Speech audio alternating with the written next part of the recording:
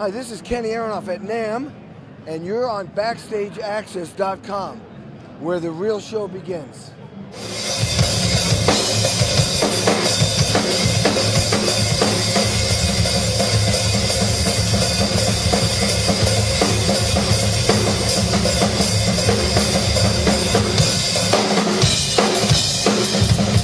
Gus Gussinger here at Backstage Access here at NAMM 2017. We're here at the Testa Communications Booth with the one and only Kenny Aronoff. Somebody just... Did you hear that? I heard that. Somebody just yelped and recognized me.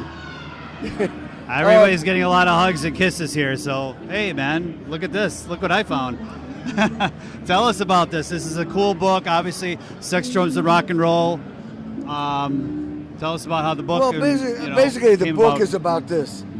Well, I didn't want to do the book. Someone convinced me to do it, but 4 years later, I did this book. Very, very huge undertaking, which that's why I didn't want to do it, because I knew it was going to take a lot of time. And to do anything great, you really got to take control.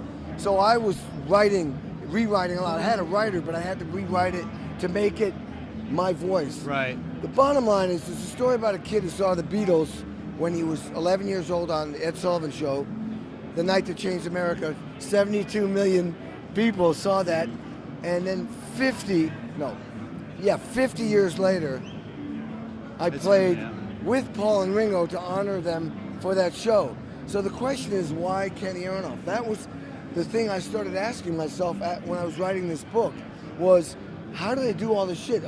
Like 30 million records sold I've been on, 1,300 gold, platinum records. The only reason why I know this is I don't really care about what I did.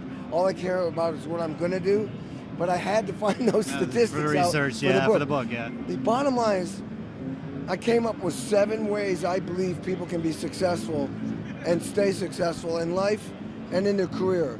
Whether you're a housewife, a rock drummer, an NFL player, a lawnmower, a painter, working for Microsoft, school teacher, banker, it doesn't matter. There are 7 things I really truly believe will help people become successful at what they do, and more importantly, stay successful, which is a big problem right now. Once you become successful, that's just the beginning. Staying successful and relevant is a very difficult challenge, and you have to stay on your game. Let me just put it this way. When an airplane gets up at 32,000 feet, if you turn the engine off, the plane's going to go down. You got to keep the plane up in the sky or it'll go down. And this applies to anything you do in life. Hopefully with not us on it. Hopefully. Not with us on the plane. Yeah, right. So reading the book, it's very curious. I'm not going to get into everything because obviously we want everybody to go out and purchase the book, but a couple of the stories that I found very funny. The first session that you were fired from. Oh, with Mellencamp. Yeah. The point of that story, besides it's the truth, I got a degree in classical music. I had won concerto competitions, worked with Leonard Bernstein, Aaron Copland. I played with the Boston Symphony Orchestra, blah, blah, blah. I reached my goal. I got into the Jerusalem Symphony Orchestra, the Quito Ecuador Symphony Orchestra, and I decided I had to go back. I wanted to be in the Beatles. So I had to find my Beatles, which was John Mellencamp. 4 years later of working my ass off, I finally get an audition. I get the gig. 5 weeks later, I'm in LA making a record. I didn't make the record. Basically what happened was there was a band meeting 2 days after being in LA, and John said, "You're not going to play on the record." And while he was saying that to me, I was saying no, nope, nope, nope, nope, nope, nope. He was trying to tell me, you go home, and I would refuse to go. Scrambling to come up with some way to negotiate a deal where it was beneficial for him and for me, I said, well, am I your drummer? And he said, perplexed, he said, yes. I said, well, if I'm your drummer, then I'm scrambling for a way to stay in LA. Right. I said, well, I'll go to the studio and I'll watch those drummers play my drum parts, and I'll learn from them, and I'll benefit from that.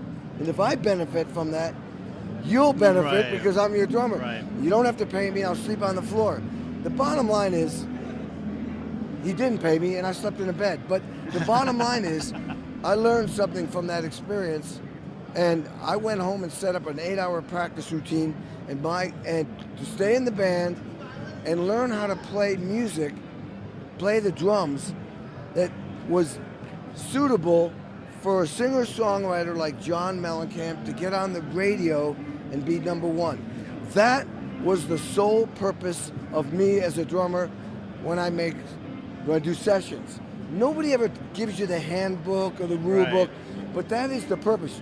And I tell people in life, you should ask yourself, whatever you're doing in life, what is your purpose? Because every decision I make, every idea, every thought, every communication, every drum head, everything should go toward the purpose, which is to get that song on the radio and be #1. Right. But nobody ever taught me that. I just had to eventually figure that out.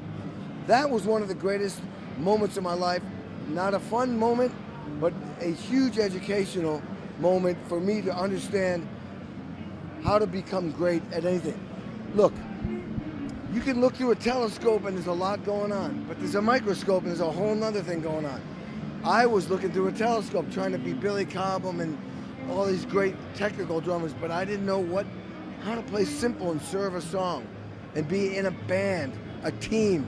It's not about me, it's about the band and the artist. These are things I had to learn, and I am grateful that I was in the Mellencamp band to learn that. And what's your relationship? Obviously, you're not playing with him now, but how's your relationship with John right today? Oh, it's fine. Yeah. I mean, John, in the book, man, I owe a lot to John because in that band, we became MTV's one of their biggest videoed bands that they played. In John's band, I learned how to be a session drummer. In John's band, I learned how to serve a song, serve an artist. I learned so much in that process. But John is a very tough, demanding employer, and that benefited from that also. But you know what? It takes somebody like that to make it in the business. You know, it really does, because he had to fight managers and record labels and get what he wanted. So I'm grateful for all of it. And today you're playing with John Fogerty. How did you get hooked up with John? Well, I was the 30th drummer on a record that he made that won a Grammy called Blue Moon Swamp. He had spent 5 years recording. I was the 30th drummer. I just got called to do a session, and after 1 week, he looked at me and went, "You're the guy I've been looking for my whole life."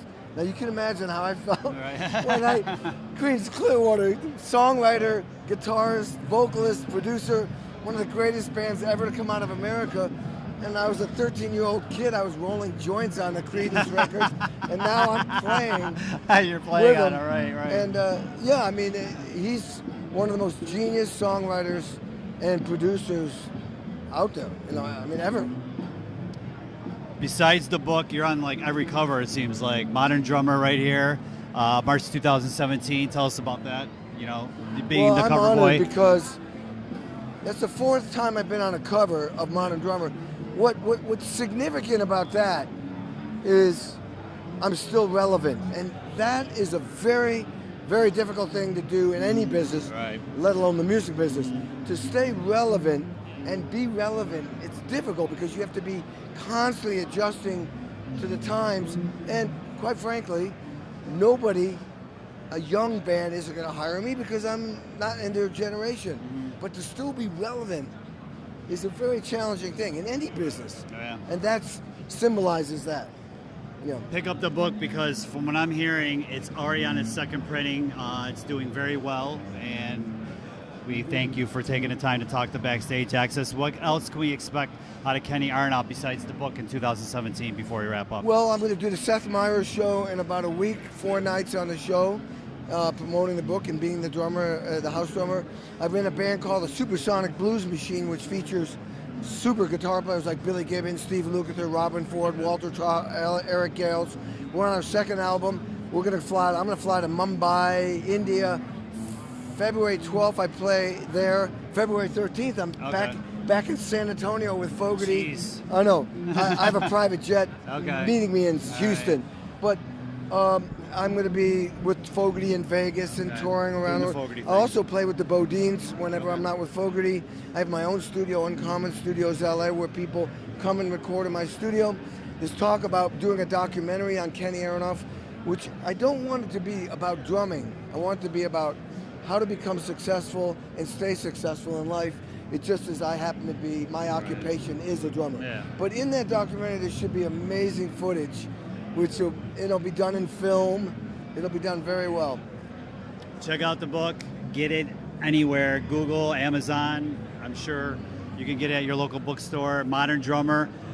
Pick up a copy. It's going to be on newsstands very shortly. And Kenny, thank you for taking the time to talk to us. Appreciate it.